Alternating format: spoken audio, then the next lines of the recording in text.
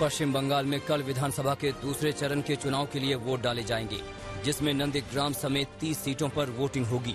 नंदीग्राम में कल ममता बनर्जी और अमित शाह दोनों ने जबरदस्त प्रचार किया। अमित शाह ने फिर दावा किया कि बंगाल में बीजेपी 200 से ज्यादा सीटें जीतेगी।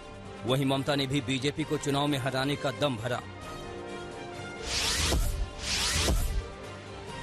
नंदीग्राम में चुनाव प्रचार खत्म होने के बाद मुख्यमंत्री ममता बनर्जी के खिलाफ बीजेपी कार्यकर्ताओं ने नारेबाजी की। जब मुख्यमंत्री ममता बनर्जी टेंगुआ इलाके में पहुंची तो बीजेपी समर्थकों ने मुख्यमंत्री ममता बनर्जी के सामने जय श्री राम के नारे लगाए और मुख्यमंत्री के खिलाफ भी नारेबाजी की।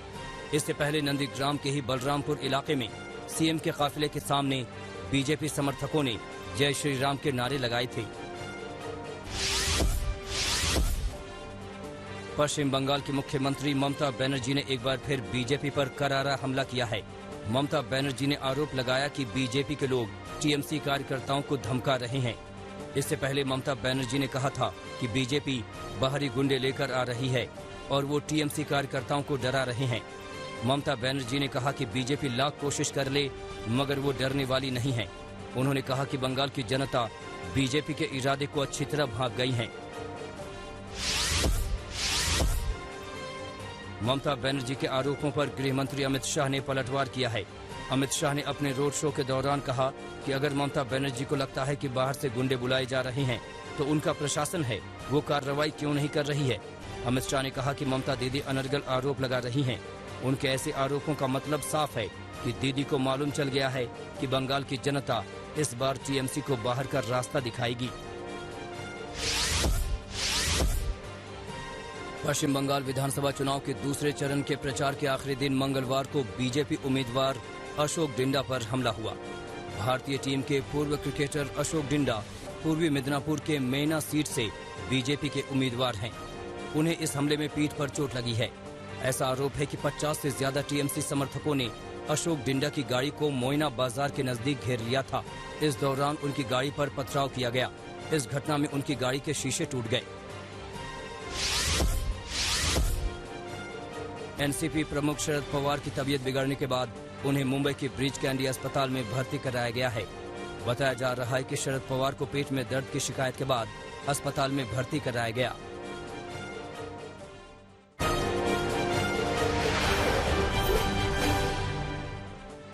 मुंबई के पुलिस कमिश्नर रहे परमबीर सिंह के आरोपों की जांच के लिए महाराष्ट्र सरकार ने एक सदस्यीय कमेटी का गठन कर दिया है। हाईकोर्ट के रिटायर्ड जज कैलाश चंदीवाल इस कमेटी में हैं। कमेटी 6 महीने में परमबीर सिंह के आरोपों की जांच करके अपनी रिपोर्ट सौंपेगी।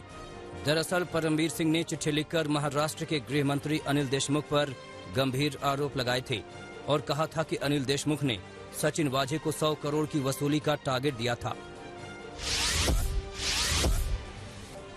मुंबई ड्रग्स केस में एनसीबी ने अभिनेता एजाज खान से पूछताछ की। साथ ही टीम ने कई ठिकानों पर छापेमारी भी की। बताया जा रहा है कि एनसीबी के अधिकारियों ने एजाज खान को मुंबई एयरपोर्ट पर ही पकड़ लिया और फिर दफ्तर लाकर उनसे पूछताछ की गई। ड्रग्स केस में मुंबई पुलिस कई तस्करों को गिरफ्तार कर चुकी है और उससे पूछताछ के बाद ही एजाज खान को पकड़ा गया। महाराष्ट्र में कोरोना की रफ्तार पर बीते कुछ दिनों की तुलना में लगाम लगी है। हालांकि अभी भी महाराष्ट्र में 24 घंटे में 27,900 से ज्यादा केस सामने आए हैं, जबकि कोरोना के चलते 19 लोगों की मौत हो गई है। अकेले मुंबई में कोरोना के 4,758 नए मामले सामने आए हैं और वहीं 10 लोगों की जान चली गई है। दक्षिण के राज्य तमिलनाडु और केरल में भी कोरोना का संक्रमण बढ़ता जा रहा है। तमिलनाडु में एक दिन में कोरोना के 2,342 मामले सामने आए। राजधानी चेन्नई में ही कोरोना के 874 केस मिले।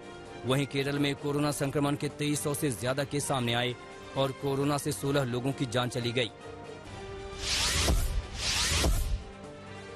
उत्तराखंड में कोरोना के बढ़ते मामलों को देखते हुए राज्य सरकार ने बड़ा फैसला किया है।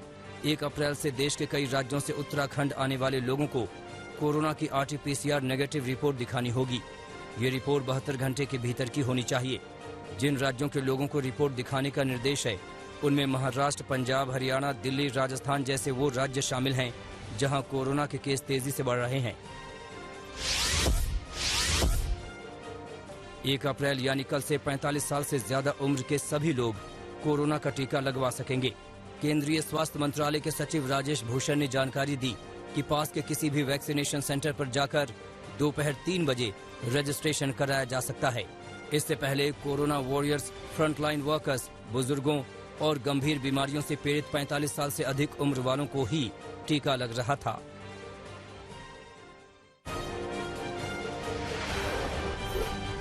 उत्तर प्रदेश के अलीगढ़ में आग ने भयानक तांडव मचाया है। तस्वीरें देखिए, किस कदर आग की लपटें उठ रही हैं। तस्वीरें अलीगढ़ के बन्ना देवी इलाके की हैं। बताया जा रहा है कि एक दुकान में पहले आग लगी और उसने आसपास की दुकानों को भी अपनी चपेट में ले लिया। आग तेजी से फैली। लोगों ने आग बुझाने का प्रयास किया, मगर लपटों के आगे वो बेबस हो गए। मौके पर पहुंचे फायर ब्रिगेड की टीम ने घंटों की मशक्कत के बाद आग पर काबू पाया, मगर तब तक लाखों का सामान खाक हो गया। उत्तर प्रदेश के मुरादाबाद में लोगों ने यूपीएस आरटीसी की बसों में जमकर तोड़फोड़ की। तस्वीरों में आप देख सकते हैं कि कैसे लोगों ने इन बसों पर अपना गुस्सा निकाला है। मामला कटघर इलाके का है। बताया जा रहा है कि यूपीएस आरटीसी की एक बस ने यहां एक महिला को कुचल दिया, जिससे महिला की मौत हो गई। महिला की मौत पर लोगों का गुस्सा फूट पड़ा और उन्होंने 2 बसों में जमकर तोड़फोड़ की। काफी मशक्कत के बाद प्रशासन ने हालात पर काबू पाया। रामपुर पुलिस को बड़ी कामयाबी मिली है। यहां पुलिस ने जिले के टॉप 10 वांटेड आरोपियों में से एक को गिरफ्तार कर लिया है। मामला अजीमनगर थाना क्षेत्र का है। बताया जा रहा है कि गिरफ्तार आरोपी पर 25,000 का इनाम था। आरोपी के पास से पुलिस को 920 ग्राम नशीला पाउडर मिला है। जानकारी के मुताबिक पकड़े गए आरोपी पर लूट, चोरी, डकैती, हत्या, बवाल करने और गोकशी के मामले में कई केस दर्ज हैं। इसके अलावा आरोपी गैंगस्टर एक्ट में भी वांछित था। उत्तर प्रदेश के बस्ती में दबंगों ने एक दलित युवक पर जमकर कहर बरपाया। मामला सदर कोतवाली क्षेत्र का है। बताया जा रहा है कि यहां आनंद नगर कटरा के रहने वाले युवक को दबंगों ने जमकर पीटा है। आरोपों के मुताबिक दलित युवक दबंगों के साथ होली खेलने गया था, जिससे नाराज होकर दबंगों ने उसे पीटा। आरोपों के मुताबिक दबंगों ने दांत से नाक और कान भी काट लिया। पुलिस शिकायत के आधार पर आगे की कार्रवाई में जुट गई है। पटना में दोस्तों ने अपने दोस्त की गोली मारकर हत्या कर दी। मामला पटना सिटी के बलवा इलाके का है। आरोपों के मुताबिक मृतक के दोस्तों ने उसे होली खेलने के लिए बुलाया था। इस दौरान सब ने नशा किया। आरोपों के मुताबिक युवक के माथे पर गोली मारी गई, जिससे मौके पर ही उसने दम तोड़ दिया। हत्या के बाद आरोपी फरार है। वहीं पुलिस इस बात की जांच में जुट गई है कि आखिर दोस्तों ने ही अपने दोस्त का कत्ल क्यों किया।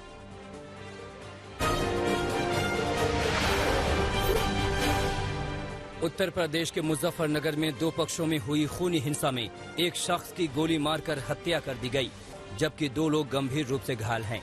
ये मामला रतनपुरी थाना क्षेत्र के फुलत गांव का है। बताया जा रहा है कि होली के दिन 2 पक्षों में मामूली कहासुनी हो गई थी, मगर एक दिन बाद दोनों पक्ष उसी मामले में फिर से भिड़ गए। इस लड़ाई में एक पक्ष की ओर से फायरिंग की गई, जिसमें एक शख्स की जान चली गई, जबकि 2 लोग गंभीर रूप से घायल हैं। पुलिस ने केस दर्ज कर लिया है, मगर आरोपी फरार हैं। मध्य प्रदेश के भिंड में सैनिटाइजर पीने से 2 युवकों की मौत हो गई, जबकि एक की हालत गंभीर है। मामला चतुर्वेदी नगर का है। बताया जा रहा है कि होली के दिन ड्राई डे के चलते तीनों युवकों को पीने के लिए शराब नहीं मिली थी, मगर नशा करने के लिए तीनों ने सैनिटाइजर का इंतजाम किया और उसे ही पी गए। घर पहुंचकर तीनों की हालत बिगड़ी तो घर वाले अस्पताल भागे, जहां इलाज के दौरान 2 युवकों की मौत हो गई, जबकि एक की हालत गंभीर है। जमशेदपुर में आग का तांडव देखने को मिला है। मामला घाटशिला के मुसाबनी प्रखंड का है। यहाँ जंगलों में भयानक आग लगी थी, मगर देखते ही देखते आग ने विकराल रूप धर लिया और जंगल के बाद रिहायशी इलाकों तक आग फैल गई। आग की चपेट में 3 घर आए, जो बुरी तरह जलकर खाक हो गए। तीनों घरों में रखा लाखों का सामान भी खाक हो गया।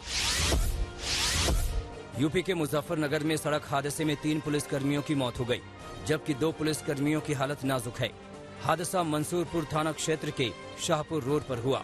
जानकारी के मुताबिक 5 पुलिसकर्मी एक कार में सवार होकर मंसूरपुर से शाहपुर की ओर जा रहे थे, मगर उनकी कार अनियंत्रित होकर एक पेड़ से टकरा गई। हादसे की सूचना पर स्थानीय पुलिस पहुंची और पुलिसकर्मियों को अस्पताल में भर्ती कराया गया, जहां इलाज के दौरान 3 पुलिसकर्मियों ने दम तोड़ दिया, जबकि 2 पुलिसकर्मियों की स्थिति नाजुक है।